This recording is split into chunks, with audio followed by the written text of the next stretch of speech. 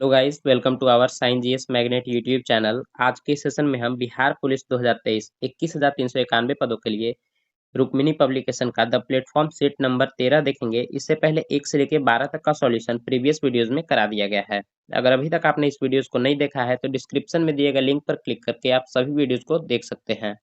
तो चलिए इस सेशन को शुरू करते हैं। इस सेशन को शुरू करने से पहले इस वीडियो को लाइक और चैनल को सब्सक्राइब जरूर करें। 1 से लेके 10 तक के सभी प्रश्न मैथ के प्रश्न हैं, जिसे हम लास्ट में देखेंगे। तो 11 नंबर प्रश्न है, आषाढ़ का दिन किसकी रचना है? आषाढ़ का दिन रचना है मोहन राकेश की। Option D is the correct answer. Next, Harishankar Parsai साहित्य के किस विद्या के लिए प्रसिद्ध हैं? तो हरिशंकर परसाई साहित्य के व्यंग्य के लिए प्रसिद्ध हैं। Option C is the correct answer. Next, हमेशा एक वचन में इस्तेमाल होने वाले शब्द का चयन करें। तो हमेशा एक वचन में कौन सा शब्द इस्तेमाल होता है? तो यह हो जाएगा वर्षा और फिर जनता। Option C is the correct answer. Jaishankar Prasad की पहली कहानी कौन सी है? जयशंकर प्रसाद की पहली कहानी पूछा गया है तो यह हो जाएगा ग्राम। Option B is the correct answer. Next, मानक भाषा की दृष्टि से अशुद्ध शब्द पहचानिए। मानक भाषा की दृष्टि से अशुद्ध शब्द कौन सा हो जाएगा? अस्थाई सही है, हिंदी भी सही है और दायित्व भी सही है। हिंदू गलत लिखा है।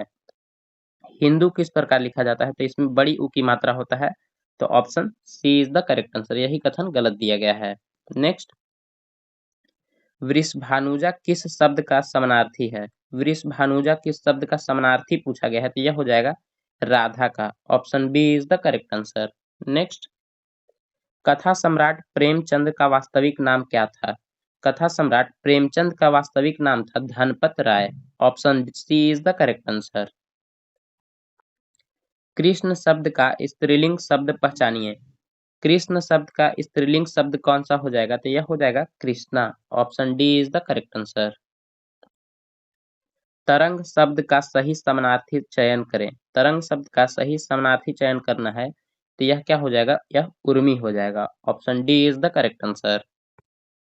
20 नंबर प्रश्न है, माखनलाल चतुर्वेदी को उनकी किस रचना पर साहित्य अकादमी पुरस्कार मिला है? तो माखनलाल चतुर्वेदी को उनकी हिम तरंगिणी रचना के लिए साहित्य अकादमी पुरस्कार दिया गया था। Option C is the correct answer. Sahitya Akademi पाने वाले प्रथम व्यक्ति माखनलाल चतुर्वेदी ही थे। इन्हें 1955 में इस पुरस्कार से सम्मानित किया गया है। नेक्स्ट, 21 नंबर प्रश्न है, translate the following sentence into Hindi and choose the correct option given below. While I was reading the light went out. इसका मतलब क्या हो जाएगा? जब मैं पढ़ रहा था बिजली चली गई। Option B is the correct answer. Form a compound noun with the work check and choose the correct option. Check का कंपाउंड नाउन क्या हो जाएगा? तो इसमें हो जाएगा check out. Option C is the correct answer. Next, make the adjective of word nerve and choose the best option. Adjective of word nerve, nerve का adjective क्या हो जाएगा? तो यह हो जाएगा nervous. Option D is the correct answer. 24 नंबर प्रश्न है, the loan will be sanctioned by the bank. Choose correct active voice. Active voice इसका पूछा गया है तो यह क्या हो जाएगा? The bank will sanction the loan. Option D is the correct answer. 25 नंबर प्रश्न है, choose the word antonym in meaning to the given word whittle.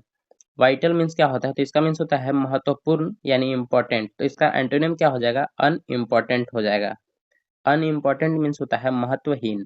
Next, 26 नंबर प्रश्न है, fill in the blanks with suitable word from the option. I have lived in the town childhood. यहाँ क्या use होगा? तो यहाँ हो जाएगा सिंस का यूज हो जाएगा। I have lived in the town since childhood. Next, the shopkeeper deals in book. Option D is the correct answer. 28 नंबर प्रश्न है, this chair seems to be made of iron but it isn't. इसका हो जाएगा iron का use होगा। Option D is the correct answer. Choose the correct meaning of the idiom to take heart. To take heart मतलब क्या हो जाएगा? तो इसका मतलब हो जाएगा टू बिकम होपफुल, यानी कि आशावादी बनने के लिए। Option A is the correct answer. Transform the sentence given below without changing in meaning this book is difficult. This book is difficult का क्या हो जाएगा? तो यह हो जाएगा this book is not very easy. Option B is the correct answer. Next 31 नंबर प्रश्न है, द्रव चालित ब्रेक किस पर निर्भर करते हैं? तो द्रव चालित ब्रेक किस पर निर्भर करते हैं? तो यह हो जाएगा पास्कल के नियम पर। Option A is the correct answer. तो पास्कल का नियम है क्या? तो जब किसी वस्तु को किसी तरल पदार्थ में डुबाया जाता है तो उसकी सभी सतहों पर समान दबाव महसूस होता है। यही पास्कल का नियम है और पास्कल के नियम पर कार्य करने वाले हो जाएंगे जैसे हाइड्रोलिक ब्रेक, हाइड्रोलिक लिफ्ट इत्यादि।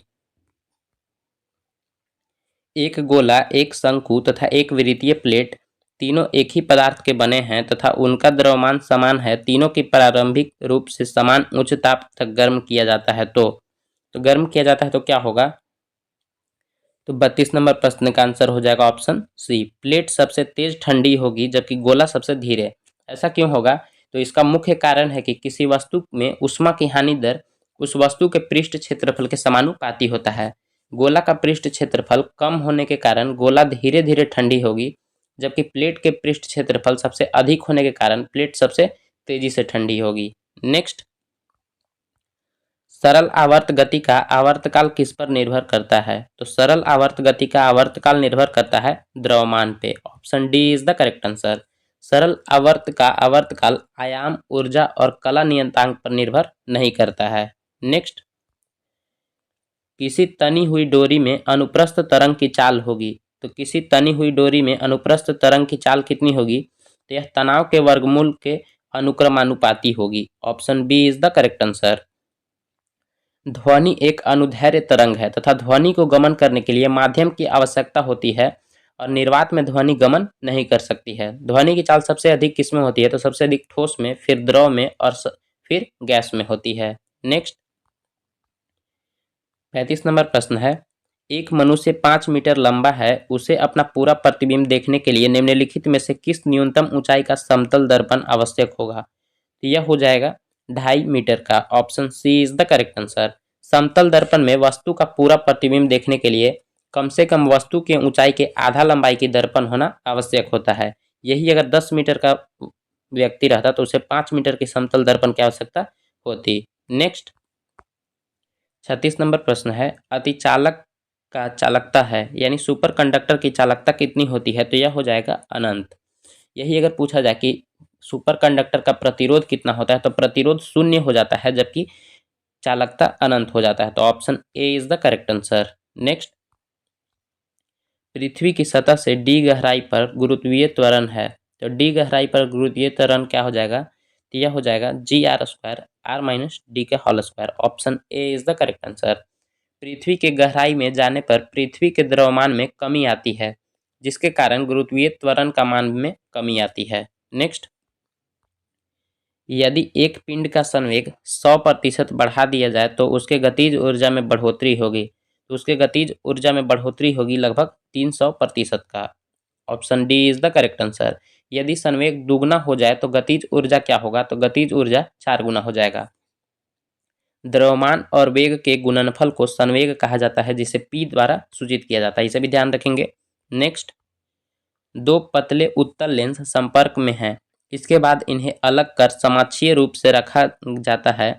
संयोग की क्षमता, तो संयोग की क्षमता क्या हो जाएगी? तो यह घट जाएगी। Option A is the correct answer. Next, किसी वस्तु की वह न्यूनतम गतिज ऊर्जा जिसका द्रव्यमान m जिससे वह पलायित हो जाता है तो वह कौन सा हो जाएगा? तो यह हो जाएगा mgr। Option C is the correct answer. यही अगर पूछा जाए कि पृथ्वी का पलायन वेग कितना है तो पृथ्वी का पलायन वेग 11.2 किलोमीटर प्रति सेकंड है। चंद्रमा का पूछे तो 2.38 किलोमीटर प्रति सेकंड। सूरज का पूछे तो 617 किलोमीटर प्रति सेकंड। इसे भी ध्यान रखेंगे, इससे रिलेटेड प्रश्न कई बार पूछा जा चुका है। नेक्स्ट 41 नंबर प्रश्न है, निम्नलिखित में धातु नहीं है। इसमें धातु नहीं है पूछा गया है तो यह हो जाएगा B. Option A is the correct answer. Next, जल कांच का मुख्य अवयव है। जल कांच का मुख्य अवयव क्या हो जाएगा? तो यह हो जाएगा sodium silicate. Option B is the correct answer. Next, 43 नंबर प्रश्न है, सामान्य एल्कोहलों के ऑक्सीकरण से बनता है। तो सामान्य एल्कोहलों के ऑक्सीकरण से बनता है acid. Option C is the correct answer. Acid का पीएच मान 7 से कम तथा क्षार का पीएच मान 7 से अधिक होता है। यही अगर पूछा जाए कि साधारण नमक का पीएच मान कितना होता है, तो वह उदासीन यानी 7 होता है। हमारे रक्त का पीएच मान 7.4 होता है और नींबू का पूछा जाता है तो 2.2 होता है। नेक्स्ट, फेरस सल्फेट से लोहा को निम्न में से कौन सा धातु विस्थापित करेगी। तो फेरस सल्फेट से लोहा को निम्न में से कौन सी धातु विस्थापित करेगी, तो यह हो जाएगा zinc. Option C is the correct answer. सबसे अधिक क्रियाशील धातु पूछा तो वह हो जाएगा पोटेशियम तथा सबसे अधिक अक्रियाशील धातु पूछे तो वह हो जाएगा सोना। नेक्स्ट, किस तत्व में डी इलेक्ट्रॉन है। तो डी इलेक्ट्रॉन इसमें किस में हो जाएगा, तो यह हो जाएगा लोहा में। Option A is the correct answer. एफी का एटॉमिक नंबर कितना होता है, तो इसका एटॉमिक नंबर 26 होता है। एमजी मैग्नीशियम का 12 होता है। एल्युमिनियम का कितना होता है, तो 13। हीलियम का होता है 2। यही अगर हाइड्रोजन पूछे तो उसका हो जाएगा 1। नेक्स्ट, 46 नंबर प्रश्न है, फेन उत्प्लवन विधि किस खनिज की सांद्रता बढ़ाने के लिए प्रयोग किया जाता है। तो यह किया जाता है चैल्कोपाइराइट की सांद्रता बढ़ाने के लिए। Option A is the correct answer. Chalcopyrite है क्या, तो चैल्कोपाइराइट कॉपर का एक अयस्क है, इसे भी ध्यान रखेंगे। नेक्स्ट, 47 नंबर प्रश्न है, किसी आवर्त में बढ़ता हुआ परमाणु क्रमांक संकेत करता है। तो बढ़ता हुआ परमाणु क्रमांक संकेत करता है विद्युत धनात्मक गुण का घटने को प्रदर्शित करता है। Option B is the correct answer. किसी आवर्त में बाएं से दाएं जाने पर विद्युत धनात्मक गुण का मान घटता है, इसे ध्यान रखेंगे। नेक्स्ट, बॉक्साइट किसका ऑक्साइड खनिज है। तो बॉक्साइट किसका ऑक्साइड खनिज हो जाएगा, तो यह हो जाएगा एल्युमिनियम का। Option C is the correct answer. Bauxite का सूत्र क्या होता है, तो इसका सूत्र हो जाता है Al2O3 इंटू 2H2O। इसे ध्यान रखेंगे, इससे प्रश्न पूछा गया है।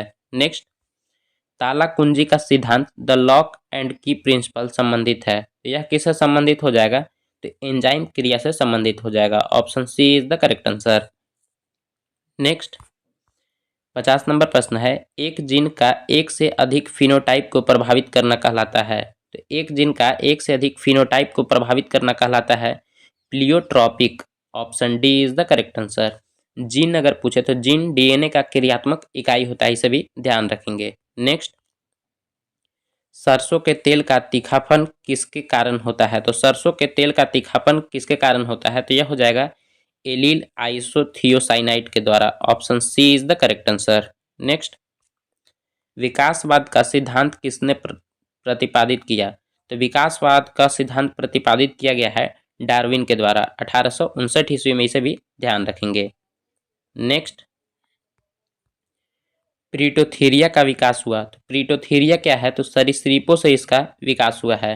अंडे देने वाली निम्न कोटि के स्तनियों को प्रोटीथीरिया कहा जाता है। Option A is the correct answer.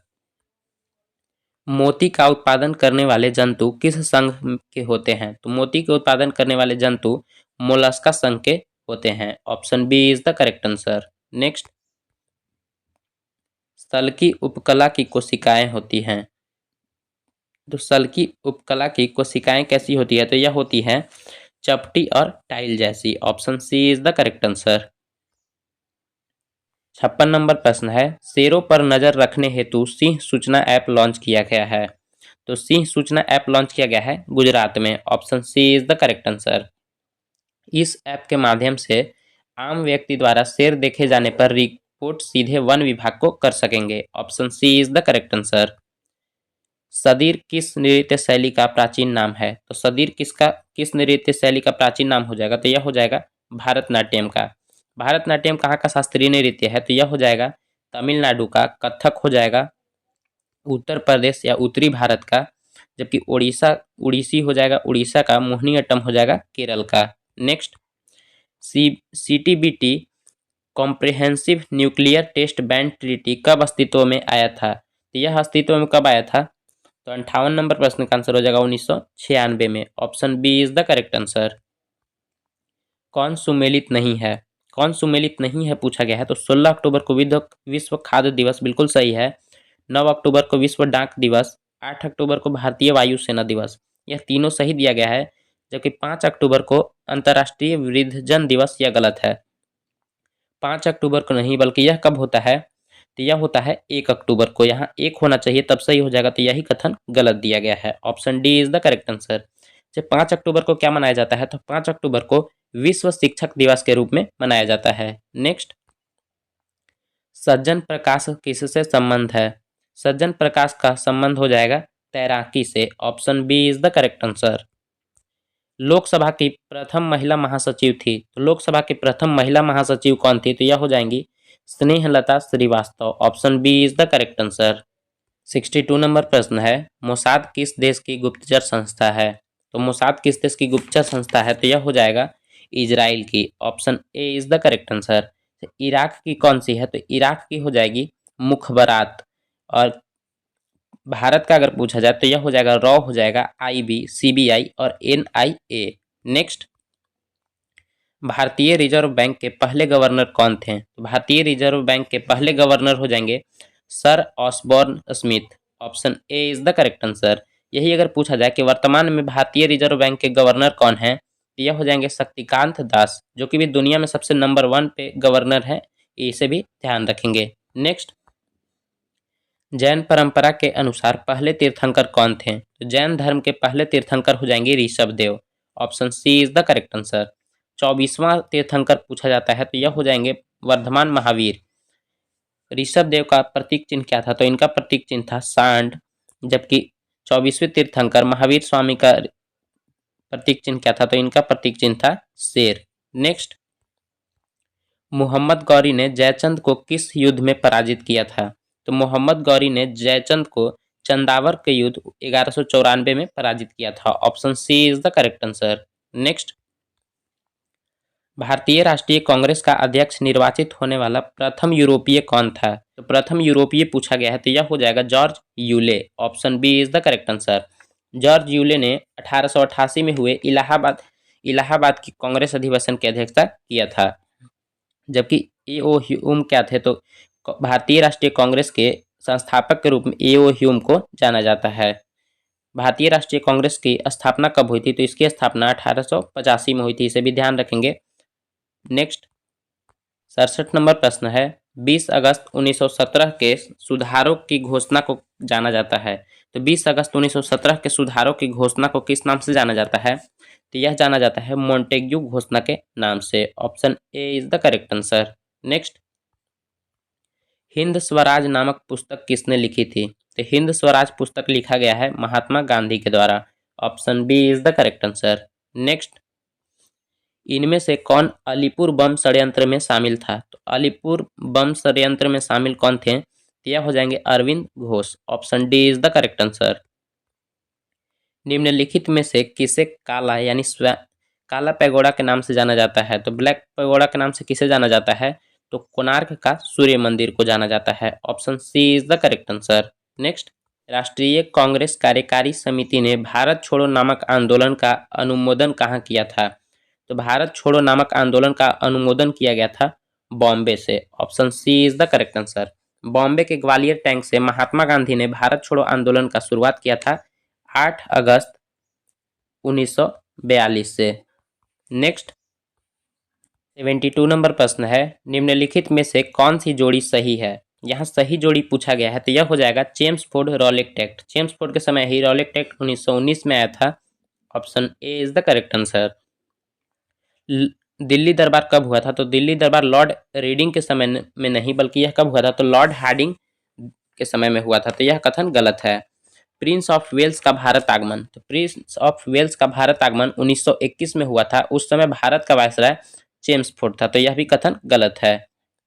दूसरा गोलमेज सम्मेलन के समय लॉर्ड इरविन भारत का वायसराय था, तो यह तीनों कथन गलत दिए गए हैं। नेक्स्ट, निम्नलिखित में से आग्नेय सेल कौन सी है? आग्नेय सेल पूछा गया है, तो यह कौन हो जाएगा, तो यह हो जाएगा granite. Option D is the correct answer.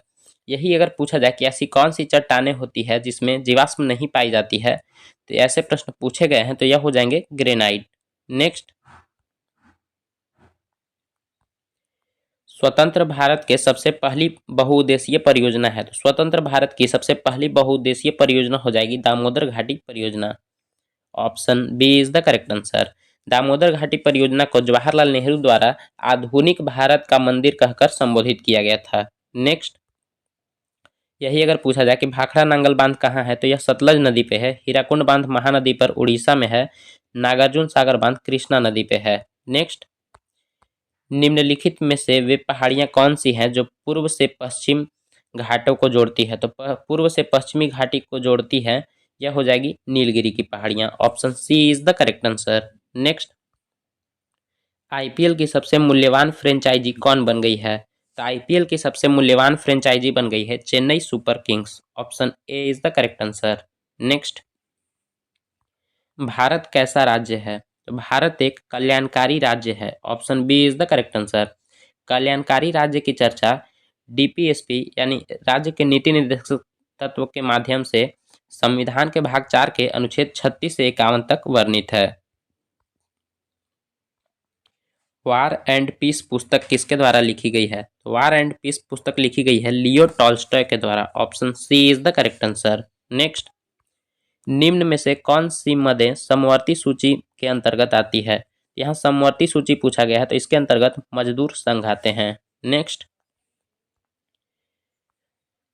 वर्ष 1956 में भारत के राज्यों के पुनर्गठन का क्या आधार था, तो भारत में राज्यों के पुनर्गठन का आधार था भाषाई आधार पे। Option A is the correct answer.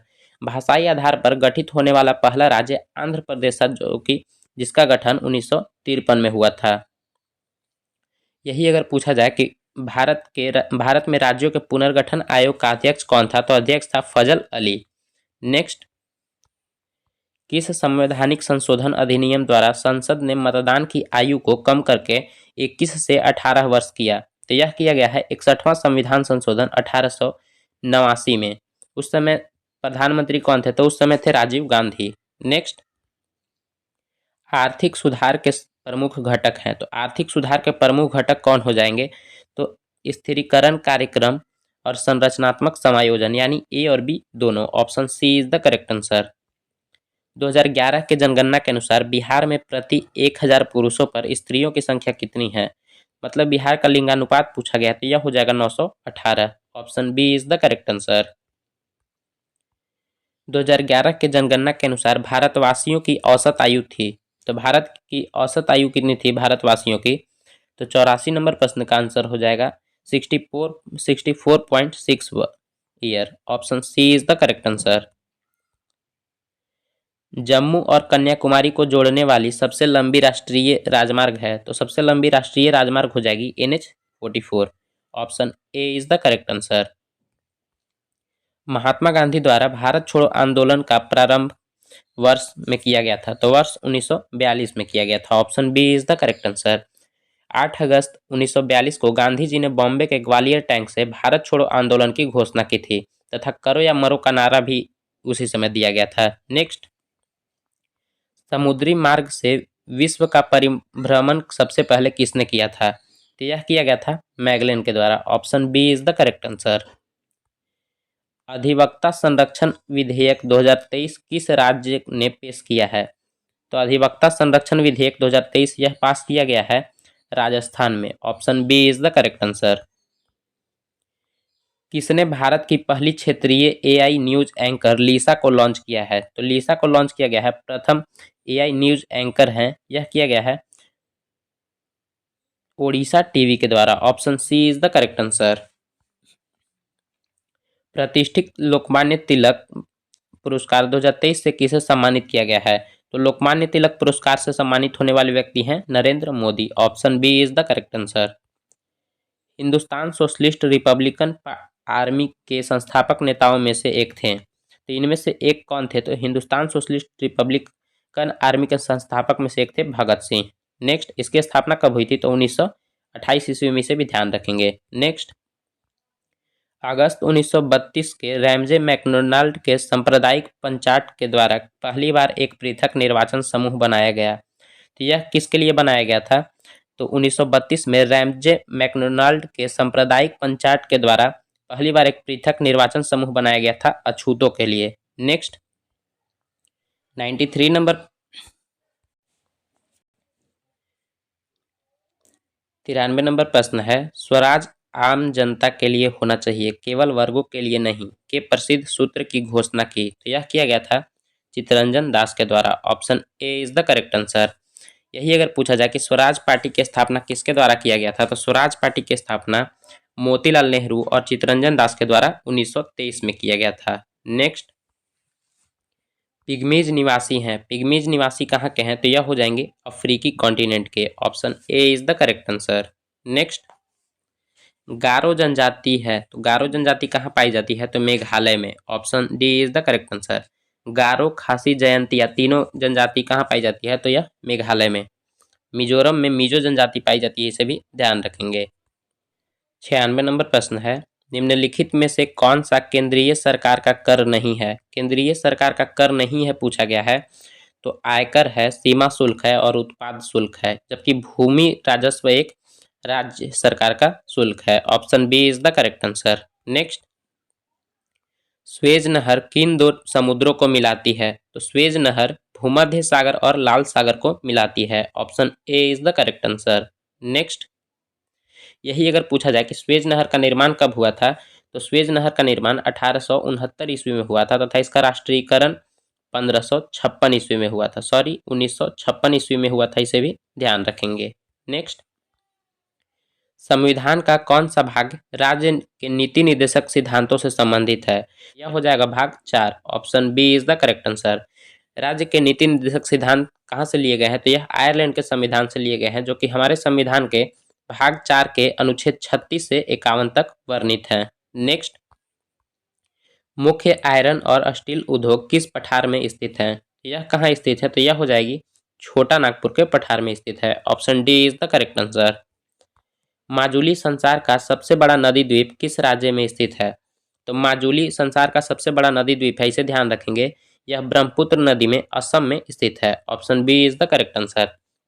यही पूछा जा सकता है कि संसार का सबसे छोटा नदी द्वीप कौन है, तो यह सबसे छोटा नदी द्वीप हो जाएगा ब्रह्मपुत्र नदी पे ही, असम में ही स्थित है, उमानंदा। इसे भी ध्यान रखेंगे, इससे प्रश्न पूछा जा चुका है। यहाँ पे 100 प्रश्न खत्म होते हैं। अगर सेशन अच्छा लगा हो तो सेशन को लाइक और चैनल को सब्सक्राइब जरूर करें।